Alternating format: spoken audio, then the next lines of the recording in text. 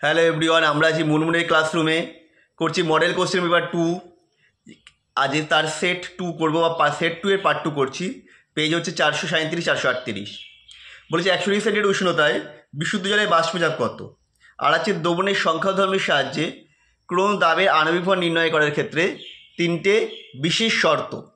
দেখো, 120 সেন্টিগ্রেড উষ্ণতায় বিশুদ্ধ জলের বাষ্পচাপ হবে 1 atm। দ্রবণের তিনটি সংখ্যাধর্ম হচ্ছে কি বলে, সংখ্যাধর্ম নির্ণয় ছিল তিনটি প্রয়োজনীয় শর্ত হচ্ছে: 1, দ্রাবকটিকে অনুদ্বায়ী হতে হবে; 2, দ্রাবকটি তড়িৎ বিশ্লেষ্য বা তড়িৎ সংগীত হলে হবে না; 3, পরীক্ষাধীন উষ্ণতায় স্থায়ী হতে হবে।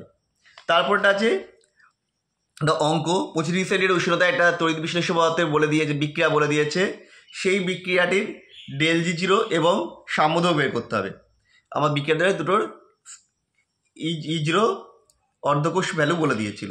তার আমরা প্রথমে বিক্রিয়া লিখে E0 সেল বের করে নিয়েছি, ক্যাথোড মাইনাস অ্যানোড করে, যেটা হবে 0.46 volt. ΔG0 = -NF E0 sell, সেই ভ্যালুটা পুট করে দিয়ে যেটা বেরিয়েছে 88.78 কিলোজুল। সাম্যধ্রুব K = কি জানি হলে কি জানি আমরা, log K = NF E0 cell by 0.059, কারণ এখানে 25 সেন্টিগ্রেড উষ্ণতার উল্লেখ করে দিয়েছিল।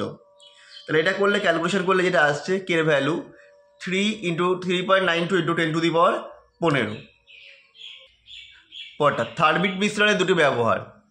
কি বলেছে? ভাঙা রেল জোড়াদিতে ব্যবহৃত হয়, আর হচ্ছে ভাঙা যন্ত্রাংশ জোড়াদিতে ব্যবহৃত হয়। আর কি ছিল? কোন ধরনের আকরিকের ক্ষেত্রে ফেনাভাসন পদ্ধতি ব্যবহার করা হয়? সালফাইড আকরিকের ক্ষেত্রে ফেনাভাসন পদ্ধতি ব্যবহার করা হয়। পরের কোশ্চেন অথবাটা, বশীকরণ তাপজারণ বলতে কি বোঝো? ল্যান্থানাইড মৌলের পরিশোধনে কোন পদ্ধতি ব্যবহার করা হয়? বশীকরণ। গাড়িকৃত আকরিকে তার গলনাঙ্কের চেয়ে কম উষ্ণতায় বায়ুর অনুপস্থিতিতে নিয়ন্ত্রিত বায়ুপ্রবাহ উত্তপ্ত করে আকরিক মধ্যস্থ উদ্বায়ী অপদ্রব্য যেমন জলীয় বাষ্প, সালফার, আর্সেনিক দূর করে আকরিককে ধাতব অক্সাইডে পরিণত করার পদ্ধতিকে বলা হয় বশীকরণ। তাপজারণ করাটা, গাড়িকৃত আকরিককে বশীকরণের চেয়ে বেশি উষ্ণতায় কিন্তু আকরিকের গলনাঙ্কের চেয়ে কম উষ্ণতায় অতিরিক্ত বায়ুপ্রবাহ উত্তপ্ত করে ধাতব অক্সাইডে পরিণত করার পদ্ধতিকে বলছে তাপজারণ। আর ল্যান্থানাইট শ্রেণীর মৌলগুলির পরিশোধনের ক্ষেত্রে আয়ন বিনিময় পদ্ধতি সাধারণত ব্যবহার করা হয়। পরে বলেছে নিউক্লিওফিলিক প্রতিস্থাপন বিক্রিয়ায় অ্যারাইনগুলির হ্যালাইডগুলির অত্যন্ত কম সক্রিয় দুটো কারণ হচ্ছে, 1 নম্বর হচ্ছে অ্যারাইল হ্যালাইডগুলি রেজোনেন্সের মাধ্যমে স্থায়িত্ব লাভ করে, আর 2 নম্বর হচ্ছে অ্যারাইল হ্যালাইডের ইলেকট্রন সমৃদ্ধ বেঞ্জিন বলয় নিউক্লিওফাইলকে বিকর্ষণ করে। পরটা AgNO3 পরীক্ষার সাহায্যে C6H5CH2Cl আর C6H5Cl এর মধ্যে পার্থক্য করতে হবে। দেখো আমি 3টে ভাগ করে নিয়েছি পরীক্ষা: বেঞ্জাইল ক্লোরাইড,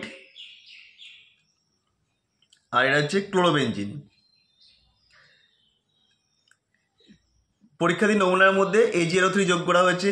বেঞ্জাইল ক্লোরাইড সাদা বর্ণে AgCl অধক্ষিপ্ত হয়, কারণ এটা বেঞ্জিন বলয়ের সাথে সিএলটা যুক্ত নেই, আর এখানে বলয়ের সাথে যুক্ত আছে, ফলে কোনো পরিবর্তন লক্ষ্য করা যাবে না। পরটা বলেছি বিক্রিয়া জাত পদার্থগুলো লিখতে। প্রথমটা হচ্ছে কি, অ্যানিলিন C6H5CO2O তৈরি হবে NHCOCH3, বেঞ্জানিলাইট। গাঢ় পদ্ধতিতে তৈরি হবে CH2, মানে অর্থ পজিশনে যাবে যেখানে CH2 ছিল NH2 রয়েছে, প্যারা পজিশনে চলে গেছে COCH3, এটা পুনর্বিন্যাস বিক্রিয়া হয়েছে। পরেরটা PH মানে ফিনাইল সায়ানাইড, এটা FnCl2 কনসেন্ট্রেট HCl, আর 2 নম্বরে জল দিয়েছে, মানে এটা হচ্ছে স্টিফেন বিক্রিয়া, তৈরি হয়েছে বেঞ্জালডিহাইড, যাকে পার্কিন বিক্রিয়ার মধ্যে তৈরি হয়ে গেছে। বেঞ্জিনের মাথায় CH double bond, CH single bond, COOH, cinnamic acid. পরের বিক্রিয়াটা বেঞ্জিন ডায়াজোনাম ক্লোরাইডের সাথে ক্ষারীয় বিটা ন্যাপথলিনের বিক্রিয়া দিয়েছে, অ্যাজোব যৌগ তৈরি হচ্ছে। বেঞ্জিনের মাথায় মানে ন্যাপথলিন, এখানে OH, এখানে double bond N double bond N single bond benzene. এটা ছবিটা তুলে নাও। পরেরটা হচ্ছে আবার অ্যানিলিনকে ব্রোমিন জল দিয়েছে, তাহলে এটা হয়ে যাবে 246 টাইপো অ্যানিলিন।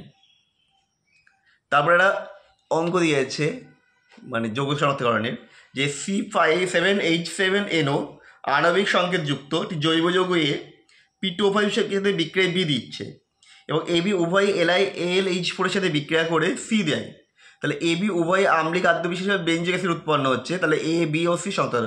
তাহলে আমার এখন হচ্ছে এ যৌগ, এটা হচ্ছে বেঞ্জিনের মাথায় সিও NH2, সেটা হচ্ছে এ যৌগ বেঞ্জামাইড, যা P2O5 সাথে বিক্রিয়া করে এখানে ও এখানকার H2 জল হয়ে বেরিয়ে যাবে, তৈরি হবে সায়ানোবেঞ্জিন, বি হলো সায়ানোবেঞ্জিন। এ বি উভয় LiLH মধ্যে বিক্রিয়া করে তৈরি হবে বেঞ্জিনের মাথায় CH2 NH2 বেঞ্জাইলামিন।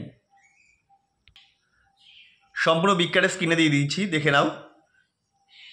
CONH2 ছিল, P2O5 দিয়েছি, তৈরি হচ্ছে সায়ানোবেঞ্জিন, তাকে আবার LiLH4 দিলে তৈরি হচ্ছে বেঞ্জিনের মাথায় CH2NH2, আবার এখান থেকেও LiLH4 দিলেও তৈরি হচ্ছে CH2NH2। উভয়কেই লৌহ স্থির দেওয়া আছে, তৈরি হচ্ছে বেঞ্জিক অ্যাসিড। পরেরটা ABCD শনাক্ত করতে বলেছে। প্রথম যেটা আসছে অ্যানিসোল, বেঞ্জিনের মাথায় OCH3, যাকে বমিন এফি দিলে তৈরি হবে প্যারাব্রোমো অ্যানিসোল। তারপরে যে গিগনার বিক্রিয়া, ওই বিক্রিয়াটা তোমার কোশ্চেন ব্যাংক একটু ভুল আছে, কোশ্চেনটা ঠিক করে নিও, এখানটায় MTBR হবে, তৈরি হবে বেঞ্জিনের মাথায় CH2CH2OH। তারপরে ফেনলকে প্রথমে গাঢ় দিয়েছে, এটা অর্থ আর প্যারা দুটো অবস্থানেই যায়, মানে এখানে একটাই দিয়েছে বলে আমরা প্যারাটা দিচ্ছি অধিক স্থায়ী। তারপরে এই জন্য তৈরি হবে পিক্রিক অ্যাসিড। তারপরে যে সিউ চূর্ণ দিয়েছে, তৈরি হয়ে গেছে অ্যাসিটোন।